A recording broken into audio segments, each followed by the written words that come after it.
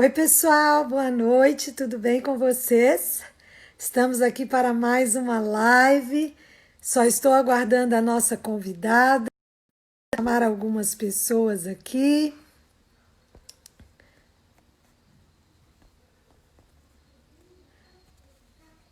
Vamos convidar as pessoas. Oi, Marta, boa noite, tudo bem com você? Camila, boa noite. Vamos só aguardar a Marta entrar com a gente. O pessoal já está chegando. Oi, Oi, Marta, boa noite. boa noite, moça bonita do lábio vermelho. Ah, pois é, eu Ouvi a entrevista da tua mãe. adoro batom vermelho. Tudo bem Tô contigo? vendo. Tudo bem? Tá frio aí, não? Que nada, estamos passando um verãozinho maravilhoso. Até o astral da gente muda, né? É Mas bom, né? passamos uns momentos complicados aqui de frio, mas hoje está muito bom, graças a Deus. É, estamos sendo presenteados com o verão fora de época, numa época de pandemia, é bom, né? Amém, porque pelo menos tira um pouquinho com essa quarentena, a gente sai um pouquinho do mofado, né, de dentro de casa. Só de poder Embora, abrir a janela, né? abrir a janela e ir para a sacada, que é o que nos resta, né, Lívia? Então vamos lá, pessoal. Boa noite a todos que estão chegando. Essa é a pedagoga Marta, que está em Caxias do Sul e hoje veio presentear a nossa noite, veio trocar algumas figurinhas conosco, né, Marta?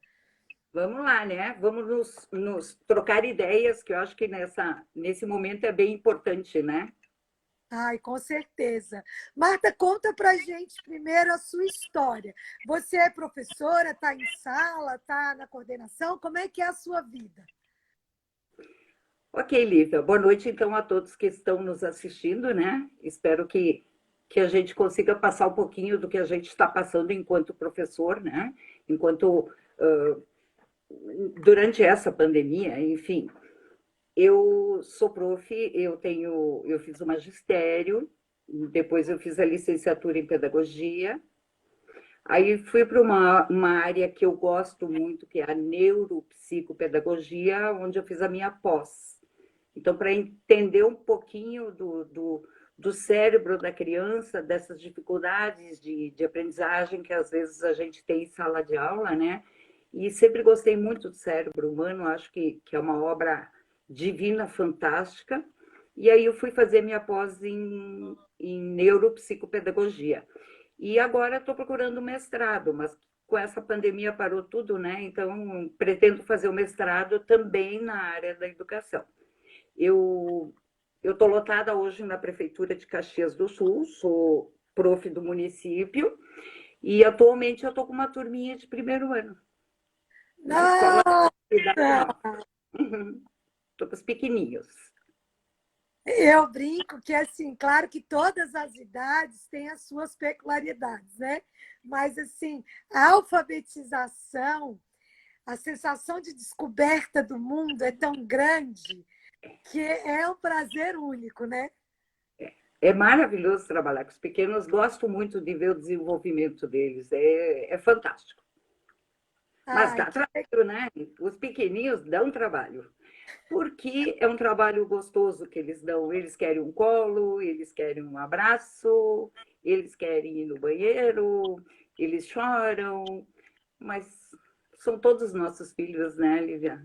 Eles passam a ser nossos sim. filhos e a gente tem esse olhar de mãe para filho com os nossos pequenos. Eu brinco que eles são intensos, né, Marta? Então, Não tem tem uma meio termo, energia eles são fantástica. intensos. É, Ai, que que bom. bom. Então, quem está chegando agora com a gente, essa é a Marta, uma pessoa que vai nos contar um pouco do que anda vivendo no mundo, então, da alfabetização, no mundo da educação. Né? Já entrevistei psicóloga, já entrevistei, já troquei figurinha com bastante gente, mas professora, você é a primeira. Ah, que honra, Então, então. Que bom. é muito gostoso, porque assim, ó, quando a gente fala com alguém que está com a mão na massa, parece que a realidade é outra, né? É verdade. E é outra, né? A prática é bem diferente da teoria, né? A gente sabe disso, né, Lívia? É, quando a gente recebe na escola uma recém-formada, e aí ela vem, tadinha, com um caderno cheio de ideia, mas nunca passou pela experiência. E é tão, assim, é gostoso de ver a empolgação, só que ao mesmo tempo a gente fica com pena dela ver que tudo que está no livro nem tudo funciona, né? E aquele planejamento feito com todo o amor, todo carinho, semanas olhando, lendo, relendo, vai por água abaixo. Por água. Às vezes, né? Mas isso faz parte, depois com o amadurecimento, com o conhecimento, com a experiência na prática mesmo, isso tudo a gente depois vai tirando de letra, né? Os nossos planejamentos a gente já conhece o aluno, então tu já direciona exatamente para a turma, porque tu conhece ela. É, com certeza. Ó, tem gente ali do seu clubinho, hein? A Sheila disse que gosta Oi, muito de Sheila. você. Ai, a minha coordenadora, vou ter que cuidar muito bem do que eu vou falar agora, é minha coordenadora. Oi, Sheilinha, que bom te ver. Que bom que tu está Olha aqui. que honra nossa, então. É, nossa coordenadora pedagógica. O pessoal que anda participando, seguindo assim constantemente, sabe que eu tenho um sério problema com as mensagens. Então, se você vê alguma coisa aí e quiser responder, pode ficar bem à vontade, tá? Combinado. Então, assim, Marta, eu também descobri que você é uma assim apaixonada pela contação de história. Queria que tu me contasse um pouquinho e queria que tu fizesse um elo do uso que tu faz da contação.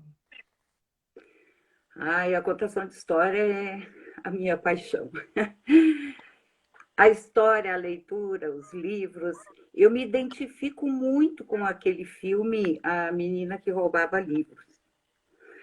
Porque se eu pudesse, eu roubava todos os livros e trazia para minha casa. Só não faço isso porque, porque não é legal e não é correto. Mas eu traria tudo. Eu tenho paixão por livros. E Lívia, na realidade, é o que eu sempre digo. Contador de histórias, todos nós somos, né? Quando a gente relata algum fato, a gente está contando uma história. A minha paixão pela contação de história, teve uma época que eu trabalhava na prefeitura de um município vizinho aqui, e me exonerei pela distância, enfim.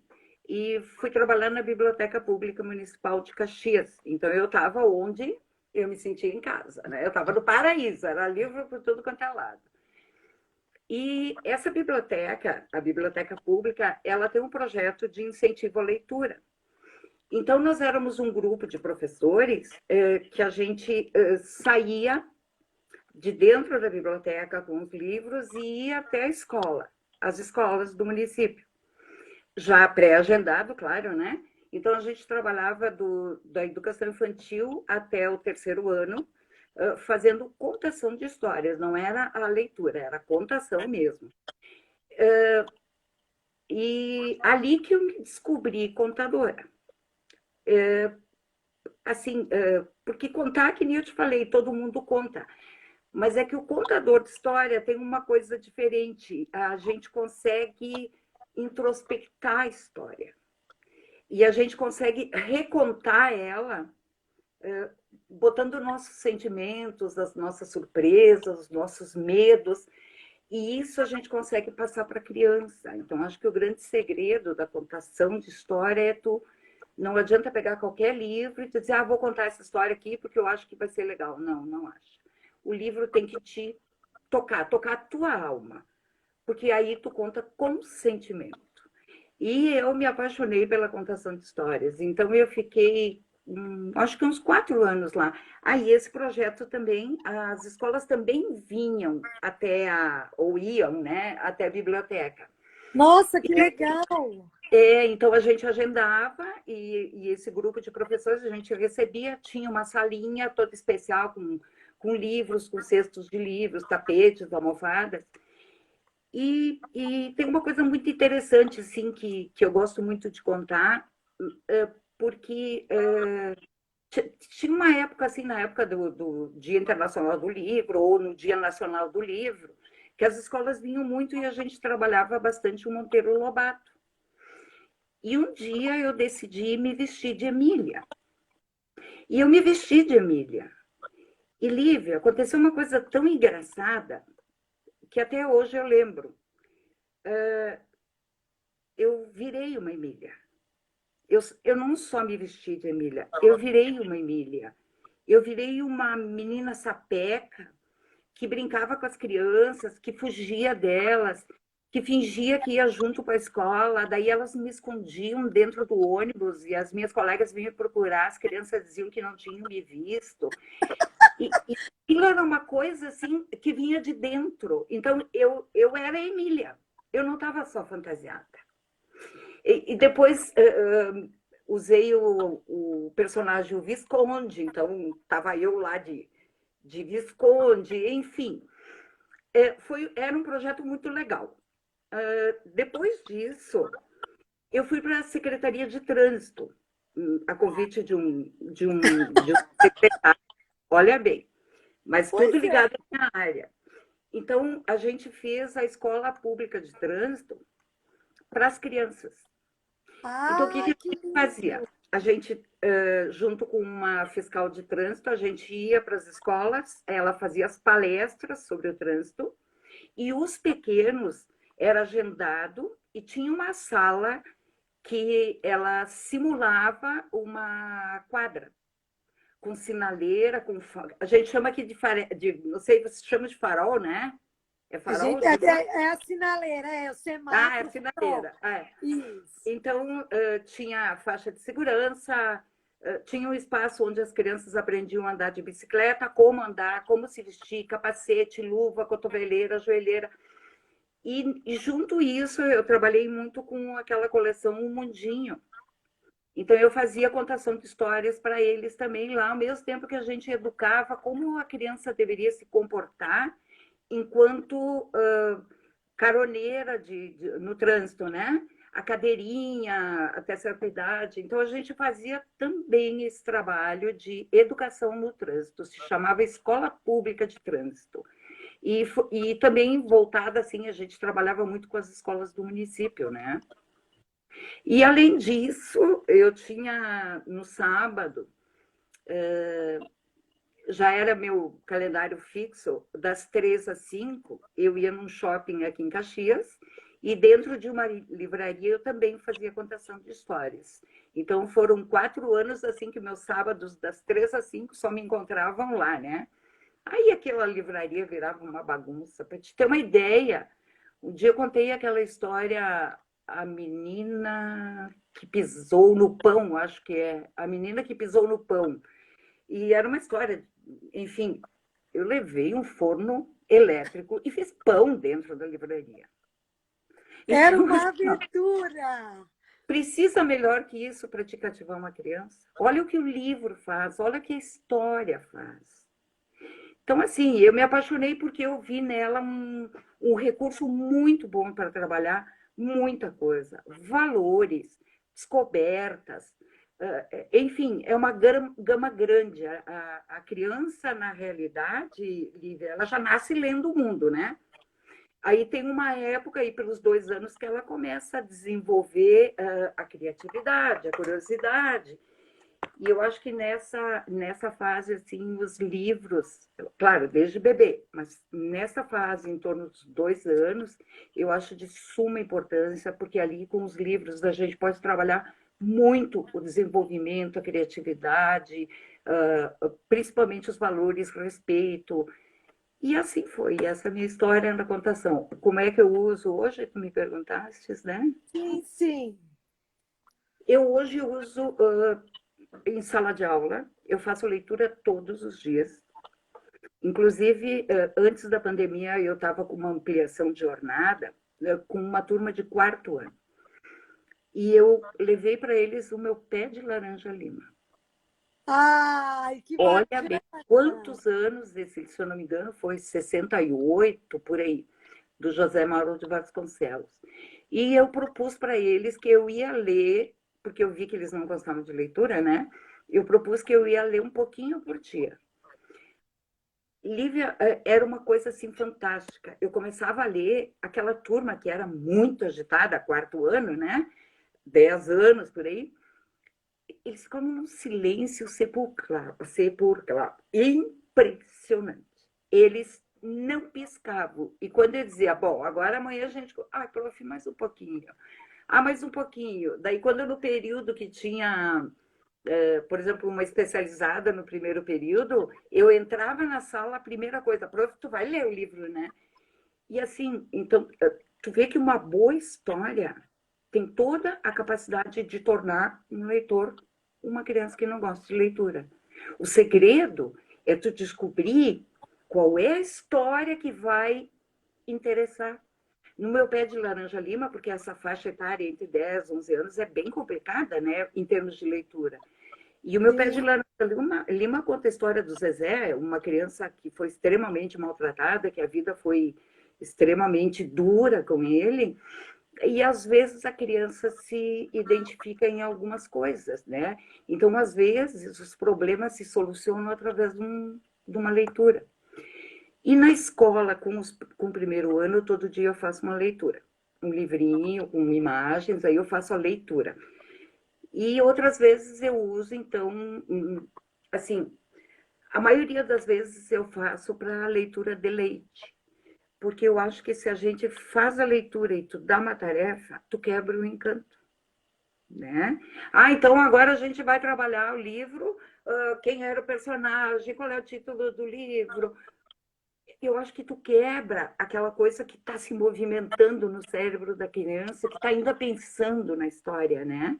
E que lá é que o cérebro vai começar a descobrir aonde aquilo está mexendo com o interior da criança.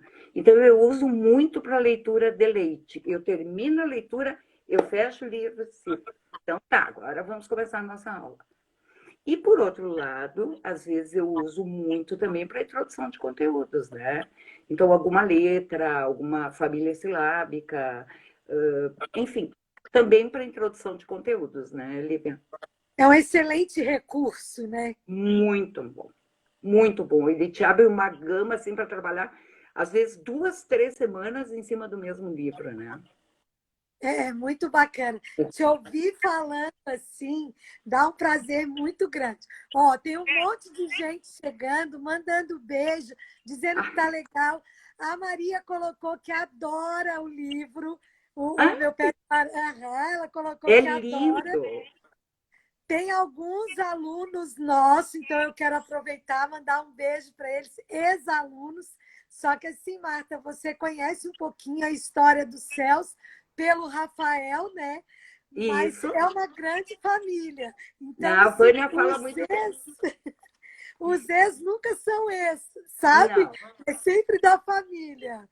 É. Então, é E muito ex-aluno também. gostoso. E ex-aluno também sempre é ex-aluno, mas sempre vai ser um aluno e a gente vai ter sempre a lembrança deles, né? Sim, sim. Ó, tem gente dizendo que somos fãs dessa prof maravilhosa. Ah, que amor, que amor. É Obrigada, muito gente. gostoso, né? Que bom, fico feliz. Eu vejo assim, ó, quando eu estava, a gente sempre está reciclando, sempre está estudando, né, Marta? Então, quando chegou a questão de vamos trabalhar de forma interdisciplinar, parecia algo assim, meu Deus, eu não vou dar conta, né? E aí eu tinha uma professora que ela era muito tranquila e muito apaixonada pelos livros. Então ela dizia assim, gente, pega o livro vai trabalhar de forma interdisciplinar. Pega uma leitura que vocês vão conseguir vencer. E se tornava mais simples, mais palpável a situação. Então eu vejo que realmente a literatura é algo assim inesgotável. A gente tem que tentar de tudo quanto é maneira, a gente tentar fazer com que as nossas crianças se tornem adultos leitores. Porque a gente sabe que a leitura hoje te amplia muitos horizontes. E uma delas, principalmente, assim, que eu vejo bastante, é a ortografia. Porque o teu cérebro, enquanto tu está lendo, ele vai armazenando algumas palavras.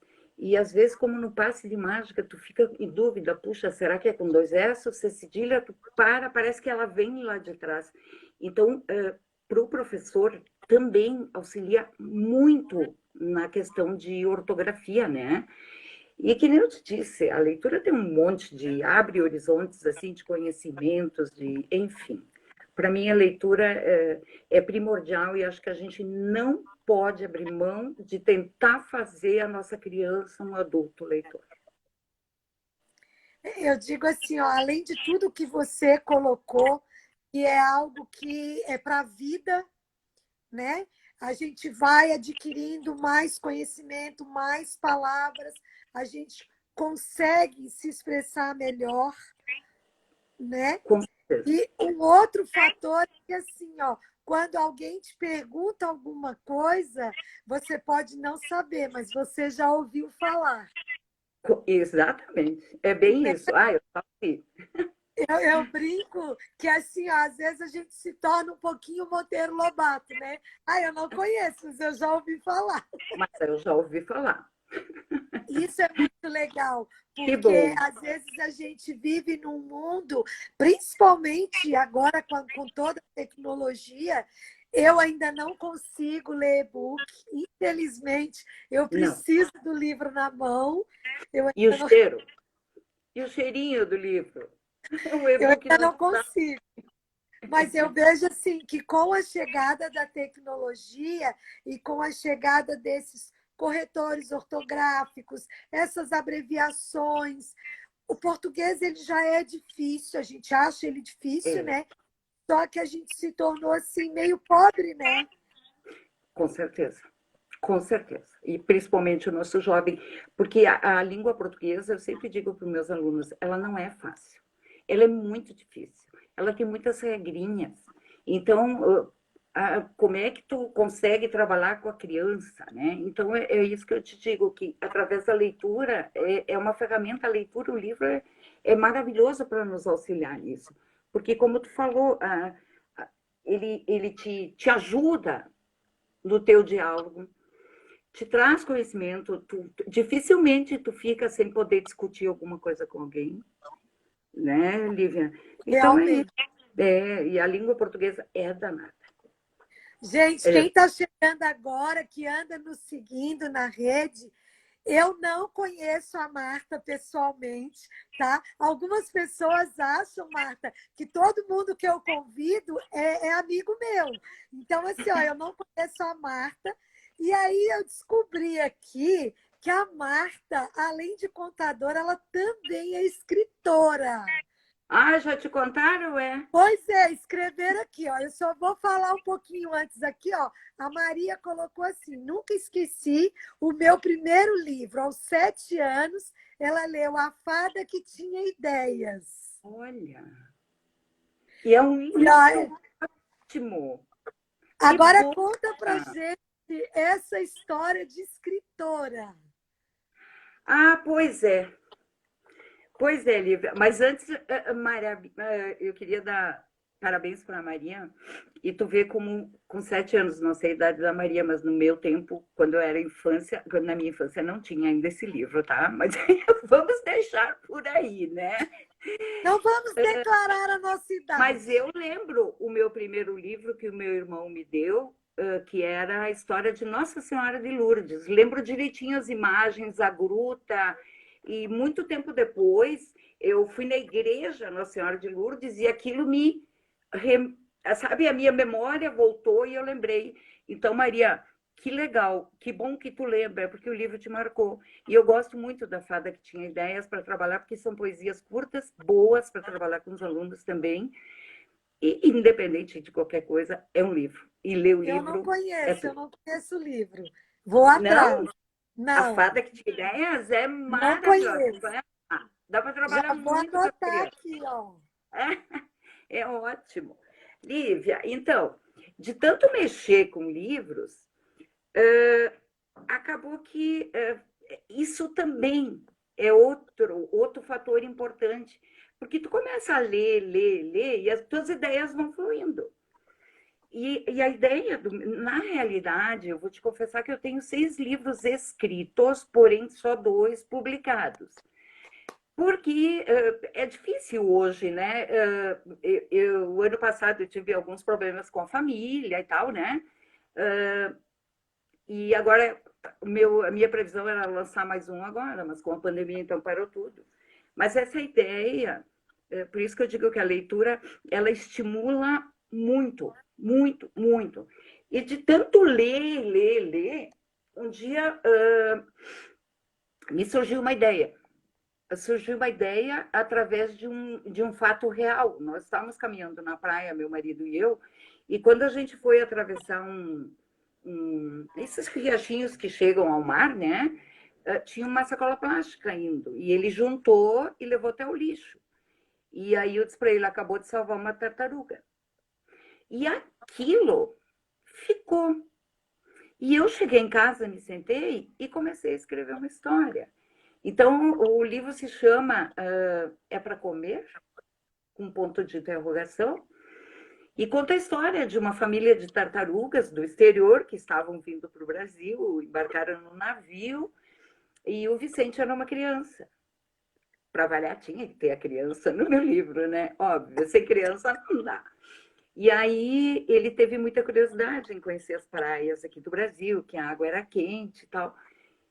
E numa dessas ele se aventurou, entrou no mar e ele viu algo que lhe parecia apetitoso. Era branquinho, parecia uma alga, e ele pensou que talvez fosse uma comida diferente que tivesse aqui. E ele resolveu provar. E aí entra o doutor Polvo, com seus tentáculos, ele é o doutor do mar, né? É chamado doutor do mar.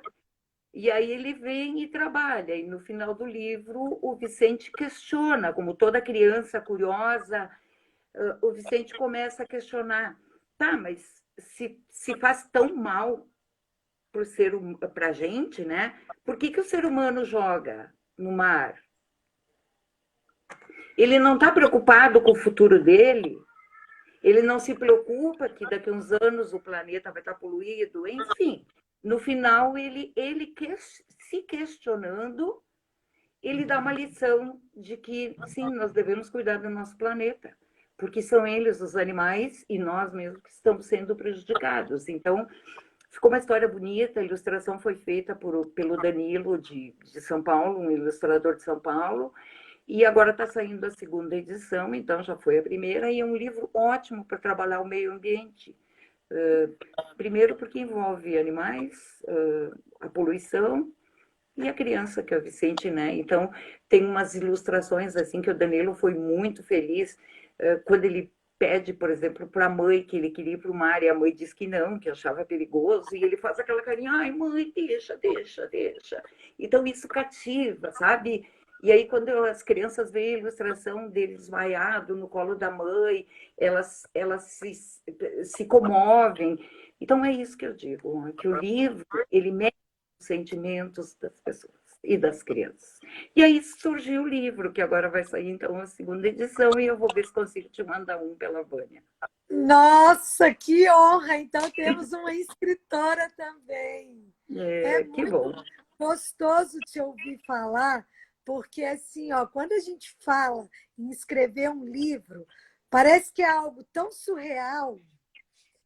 E você fala numa simplicidade de que você vivenciou a situação dali, sabe? Saiu todo um contexto. Ai, é muito gostoso, muito bom mesmo. Que bom, que bom. Fico feliz de estar Tá. conseguindo transmitir essa paixão. Ai, bem, tá conseguindo me contagiar, sim. Acho que o pessoal também, viu? Que tá todo mundo apaixonado. Que bom. Ó, Que bom. agora a Vânia pegou no nosso pé, ó. Ela colocou E, assim, ó, tem que escrever um sobre a aula online na pandemia. ixi, Deve ter muitas histórias. difícil, mas a gente vai fazer o portfólio dos professores na escola, com relatos de cada um, daí depois eu te mando, Vânia. Tá, então agora me conta, Marta, assim, ó, quando, vamos lá atrás, lá em março, quando você se deparou com a notícia que todos nós tivemos, que as escolas seriam fechadas e que nós entraríamos de quarentena, que até então, no Brasil, eu acho que não era um termo muito conhecido, né? Eu nunca, pelo menos eu nunca tinha vivenciado nada de ter que ficar dentro de casa, essa situação toda. Conta para mim como é que foi para você receber a notícia e colocar a cabeça no lugar e pensar, e agora? Nossa, olha, o que eu vou tentar colocar, eu acho que 99% dos profissionais da educação devem ter passado por isso.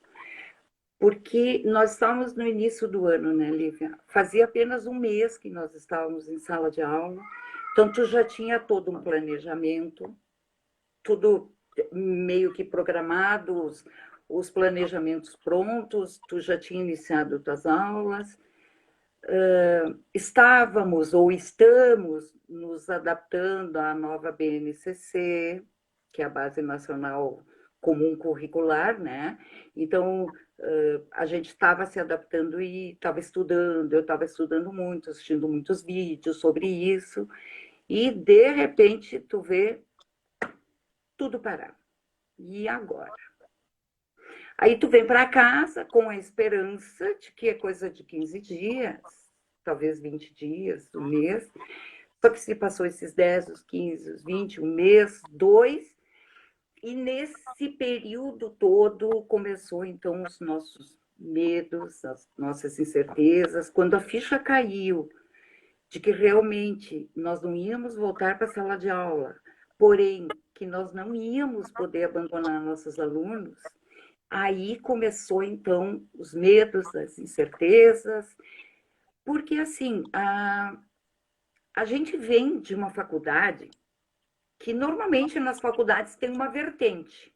Então, tu vem com um caminho mais ou menos planejado, tu tem um norte. Então, essa vertente te leva para o norte, te dá um norte.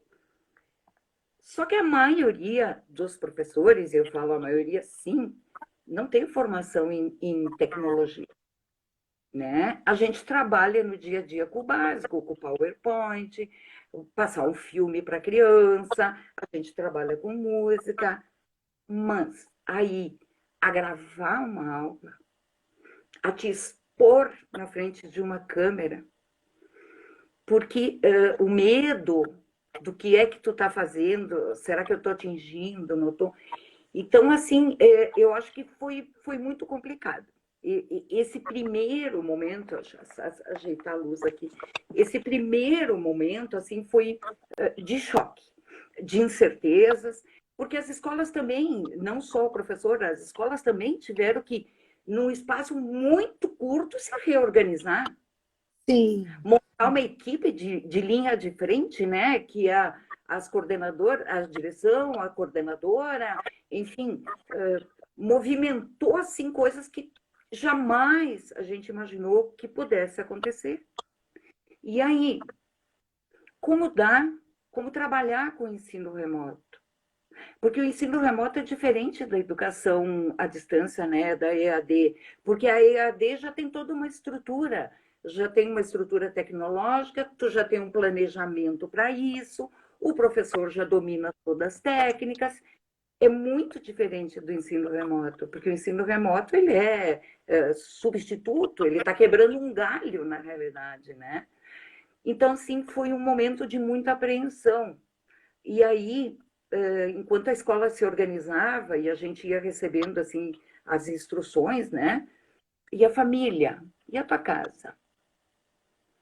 E sabe, tu tem os filhos, tu tem os netos, tu tem o cachorro. Como é que tu vai gravar uma aula com meu netinho gatinhando e gritando por aí, o meu cachorro vindo, raspando, pedindo colo, o marido chegando e tu não teve tempo de fazer a janta? Então, foi um momento assim de um estresse muito grande, sabe? A gente teve que se reorganizar em casa, até que chegou um ponto assim que a gente consegue. Bom, eu vou fazer assim, a tal hora.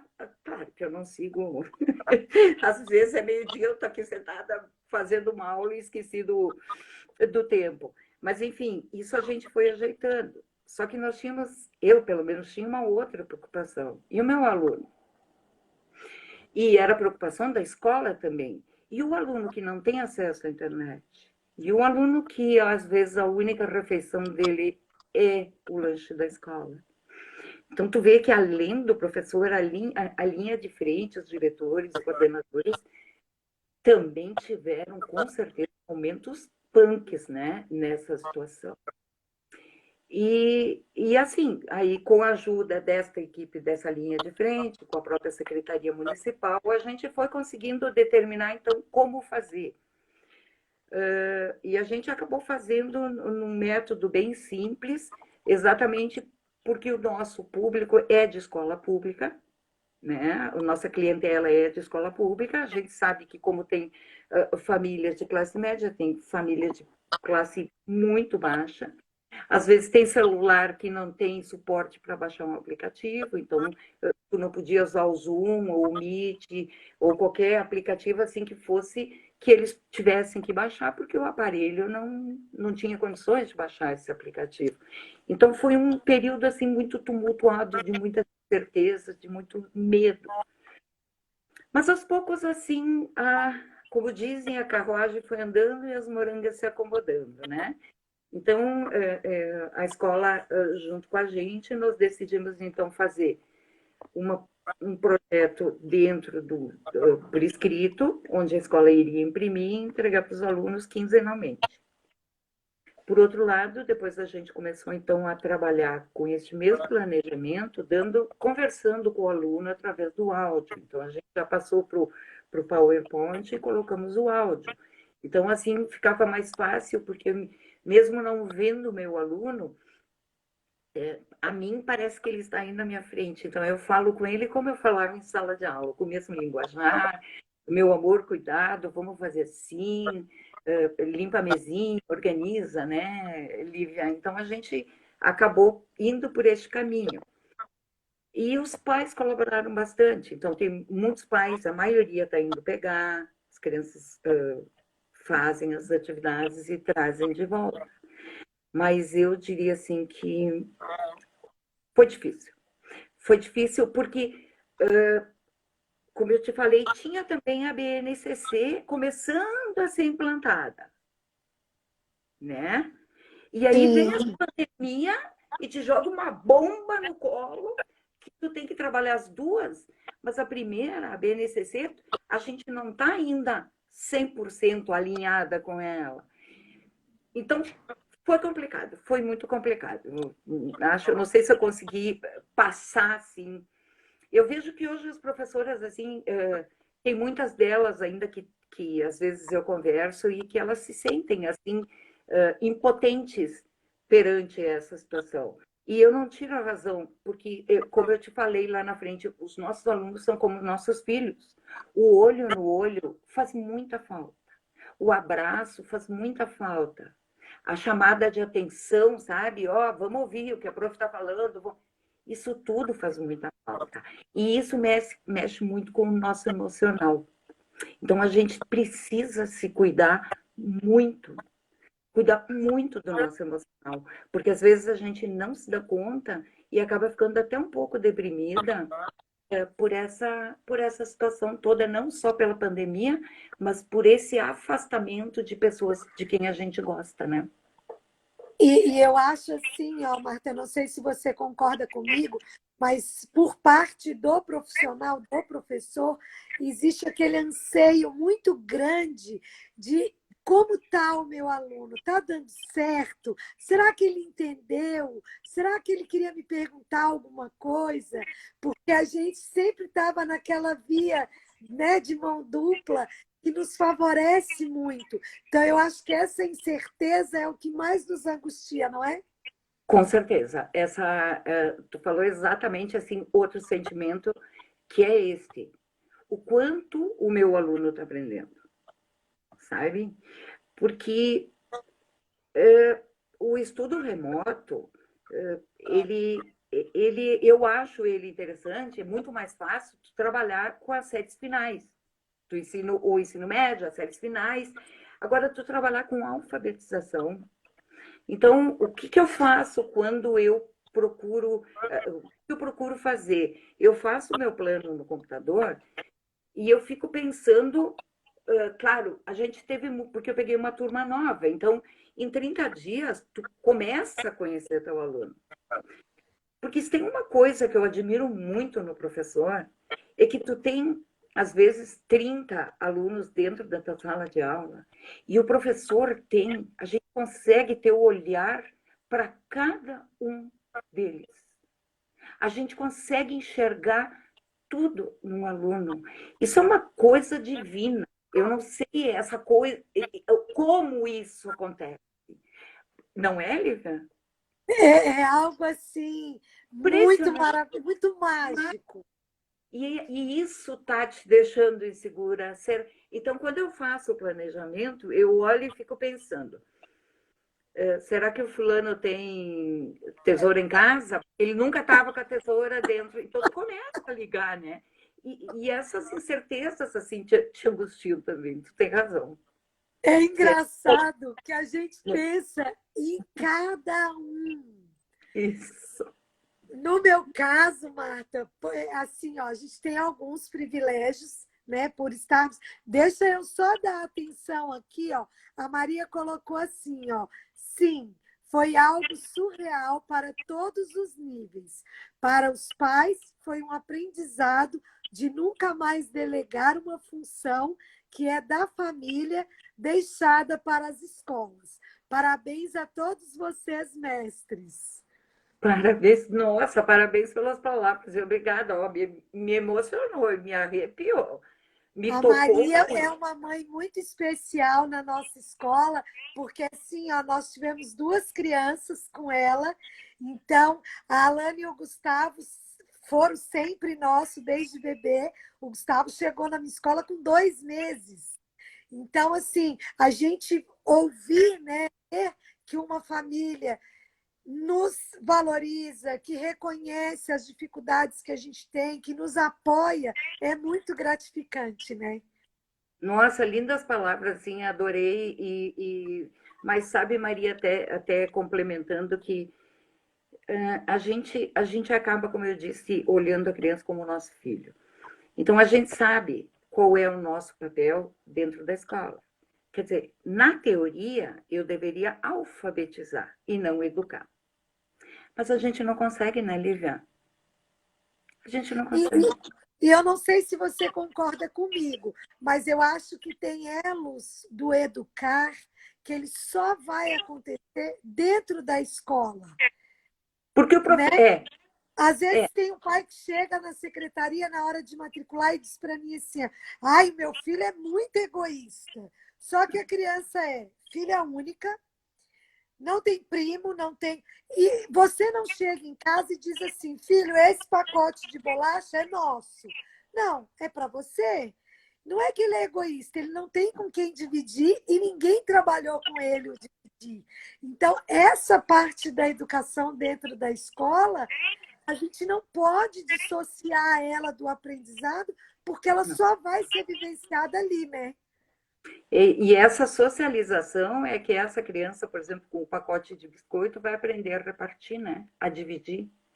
Então, esse papel. A escola é um espaço fantástico, porque tu tem todos os tipos, todas as raças, todas as classes, tu tem todo tipo de público e tu consegue atingir nesse sentido de não só alfabetizar, mas também educar, porque, que nem eu te disse, a gente se sente um pouco mãe. Então, tu chama atenção quando faz alguma coisa errada com o colega, tu ensina a repartir, tu ensina a respeitar.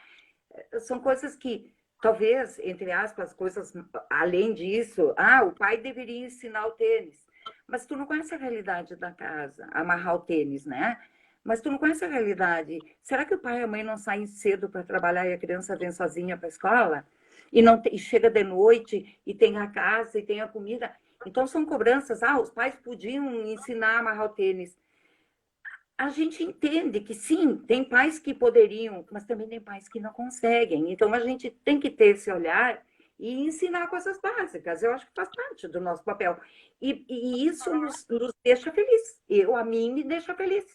Quando a gente vê um resultado conquistado, a gente fica feliz. Né? Não, eu fico assim, ó, você tocou num ponto, né? A questão do amarrar o tênis. É algo para o resto da vida. Você vai ensinar algo para ele que acabou, ele aprendeu, nunca mais ele vai esquecer, né? É verdade, é verdade. Então, esse é o nosso papel, né? É ser humano além de professor. Né? Nós devemos É, ser humanos, além de e eu professor. acho que aí a pandemia acaba ganhando um grande aliado. Por quê?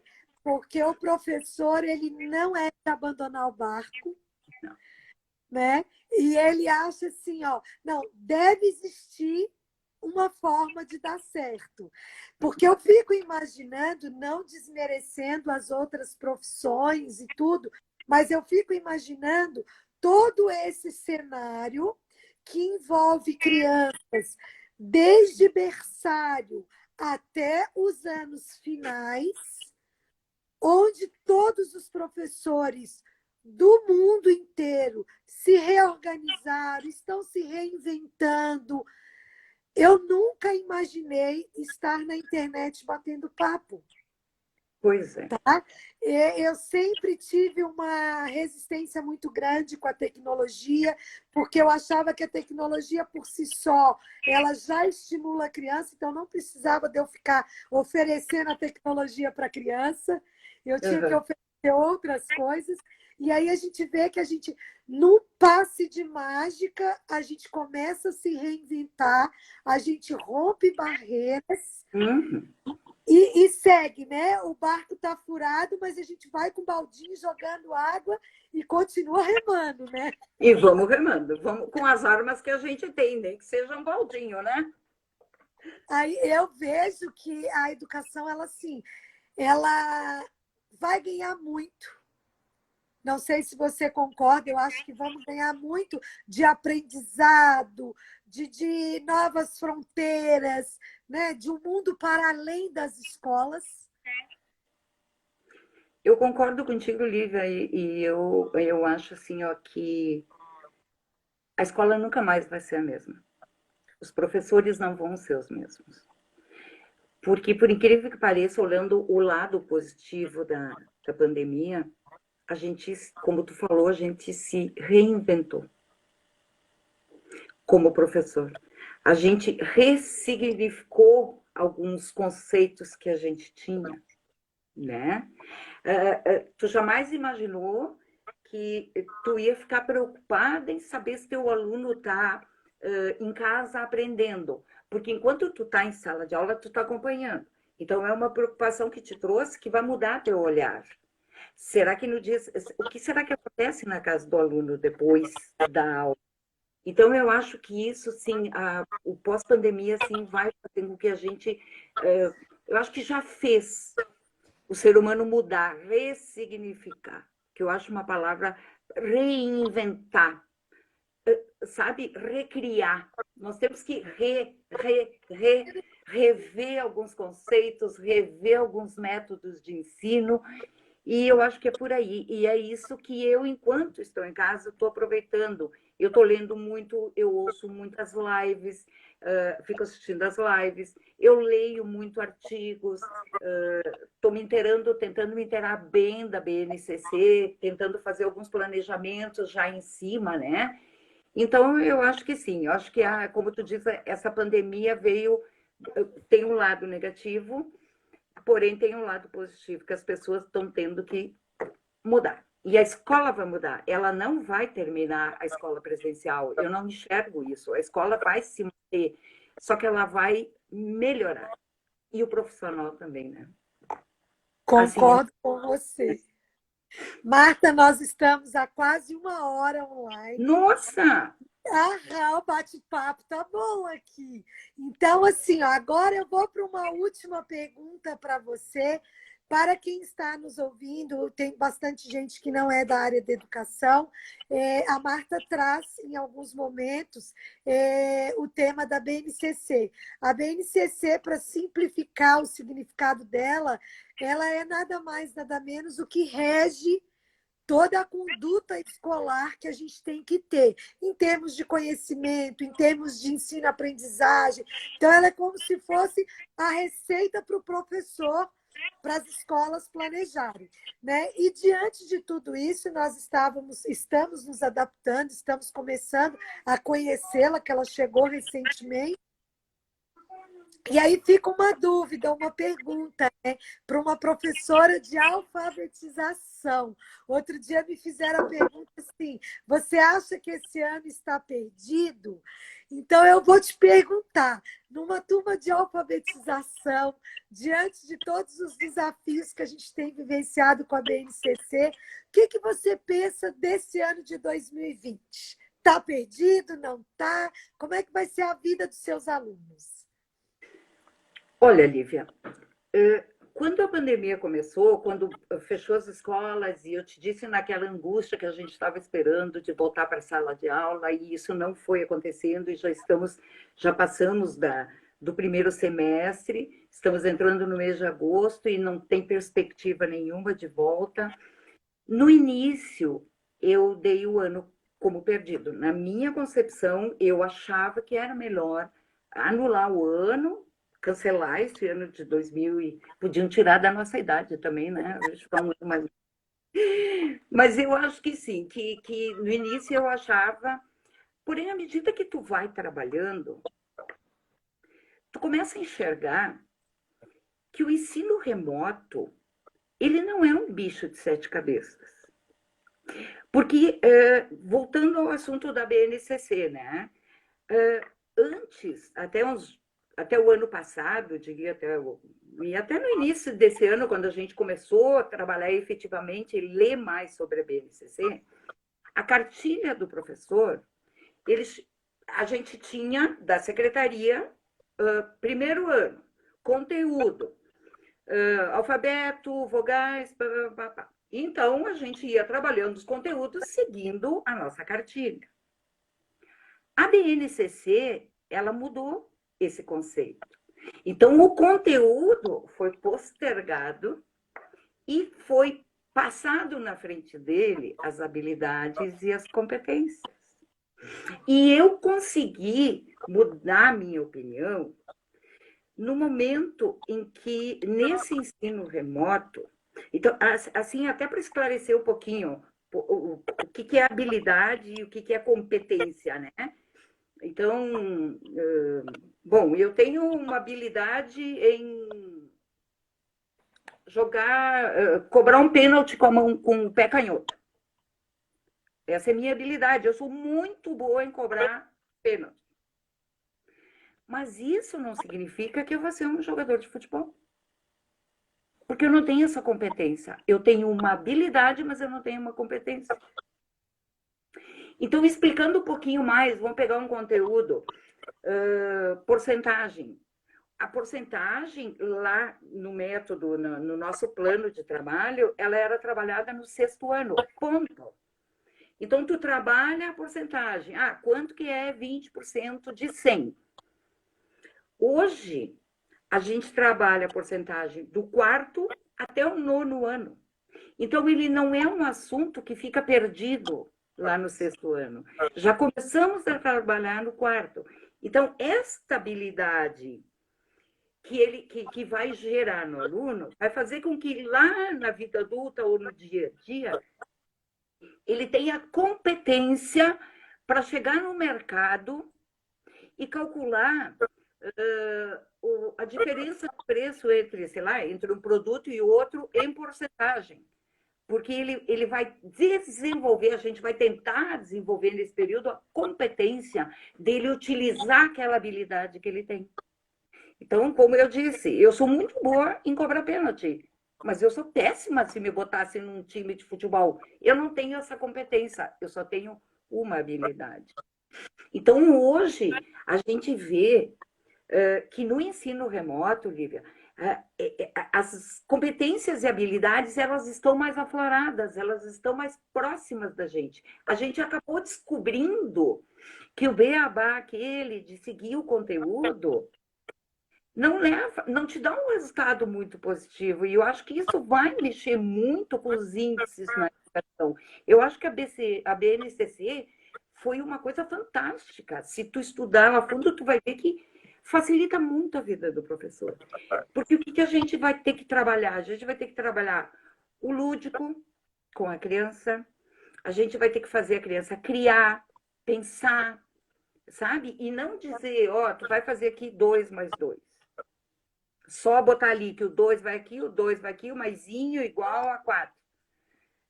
O concreto vai criar mais habilidade, vai criar mais competências e habilidades. Então, eu acho que não está perdido esse ano, não.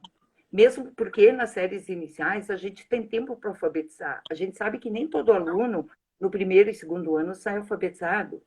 A gente sabe também que podemos entrar no ano, eu vou apanhar de dizer isso, mas a gente pode entrar no ano de 2022, se a gente voltar para a sala, para esperar, porque a lei foi modificada na LDB, que tinha que ter 800 dias, hoje o cumprimento só de 200 horas, né? Então, isso facilitou muito. Então, tem o sábado, enfim. Eu acho que o ano não está perdido. E tem um outro fator muito importante, que eu falo assim, muito feliz de ter enxergado isso. Eu falei que nós somos um time e que hoje nós temos mais jogadores conosco, esse time se ampliou. Essa família que está por trás, nos ajudando, é um fator importante para que a gente não perca o ano. A gente está tendo um apoio dos pais. Hoje um pai mandou um WhatsApp para mim com uma dúvida no livro de matemática. Então, tu está vendo que o ensino remoto, na maioria dos casos, claro que vai ter suas exceções, ele está ajudando. Ele está, apesar de ser um quebra-galho, ele está funcionando muito bem. E aí, eu queria até, porque eu não lembro de cabeça, mas assim, não sei como é que está nosso tempo, mas eu queria só ler que na BNCC, e aí explica talvez bem mais, deixa eu ver se eu acho aqui, que a BNCC, ela, voltando aqui, eu tinha até visto isso e até anotado, nesse caso da família, né? Veja só, os pais estão alfabetizando, educando, preparando o filho sem saber. Se no momento que tu pedir para o teu filho colocar a mesa, tu está criando uma habilidade nele. Se tu pedir para ele separar o lixo seletivo e orgânico, tu está criando uma habilidade. Tu está ensinando o teu filho está aprendendo. Então, esse suporte que a gente está tendo atrás, eu acho que é um dos fatores que eu acho que não se perdeu o ano, não. Como eu te disse, vai ter suas exceções. Mas aí, voltando, eu queria achar aqui uma parte do... Aqui, Ô, Marta, eu Oi? acho que não vai dar tempo, tá? Não? Eu até acho que nós poderíamos marcar uma live sobre BNCC, hein? É um desafio. Mas eu ia até te dizer que a BNCC facilitou porque ela tem 10 competências, né? E essas 10 competências são muito fáceis de atingir, muito mais fácil do que tu passar conteúdo. E Com aí, certeza. eu acho que é por aí. Não sei se a gente conseguiu. Daria para falar umas Acho que sim, 4 acho horas. que o pessoal gostou, o pessoal está com a gente. Nós, infelizmente, temos um tempo, no Instagram é só 1 hora, mas fica aí o meu convite, se você quiser, a gente pode fazer uma live de BNCC, que eu acho que todo mundo vai amar. Então, agora eu quero despedir de você, quero despedir do nosso público. Muito obrigada, pessoal. Se vocês querem ouvir a Marta trocar figurinha com a gente sobre a BNCC, deixa o seu recadinho aí. E agora eu passo a despedida para você, Marta. Ai, Lívia, muito obrigada pela oportunidade. Obrigada a todos que estão assistindo. Eu espero de coração que a gente tenha conseguido assim passar o que a gente está passando, porque não está fácil para ninguém, o mundo inteiro está complicado. Eu adorei, eu acho que a gente sempre aprende, né? A gente aprende dia a dia, e trocar conhecimentos é uma coisa assim que eu gosto muito. E até me lembrei assim agora para encerrar de uma frase do Suacena. E acho que não vai dar tempo. Vai. Ele disse, como é que tu